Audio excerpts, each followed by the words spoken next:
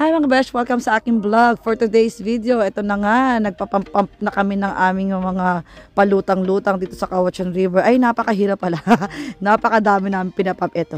O, diba? Sa totoo lang, ang dami talaga nangyari ito ng araw na to. I-share ko sa inyo. Ay, matutuwa kayo. So, una nag-work ako, tapos ilang tatutang-lutang nga kami dito sa Cauachan River. Ayan, ang saya-saya. Tapos nag-swimming kami, pero hindi na matagal kasi medyo paggabi na nga at night swimming na nga ito. Medyo lumalamig na.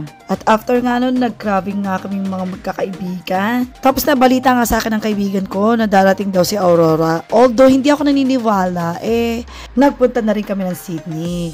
Kasi nga, gusto naming makisosyo, baka makita nga namin si Aurora, at para makapag-shoot nga kami ng video namin for night crabbing. At yung mga huli namin sa Mill Bay, yun ang ginamit namin props para dun sa shooting namin. Hindi na nga kami nakapag-video dun sa kabila kasi hinahabol nga namin yung Northern Light.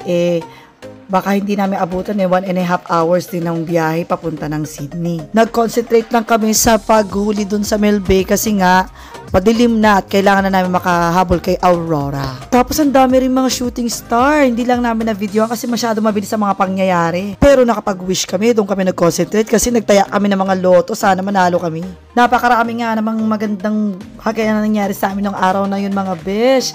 Nakapag-swimming kami after namin work, nakapag-crabbing, at ito nga naabutan pa namin si Aurora. O diba, ang saya-saya. Nung una nga, akala namin malas itong araw na ito kasi napakahirap mag-inflate ng aming mga palutang. Nabutas pa yung isa. So, parang feeling ko jinx tong araw na to. Pero hindi pala, ganyan talaga, magtitiwala ka lang talaga kay Lord. Kasi pagkatapos ng mga jinx, magaganda na pala yung mangyayari. O diba? Kaya yan lang guys, ang aking vlog for today. Maraming salamat. Mwah!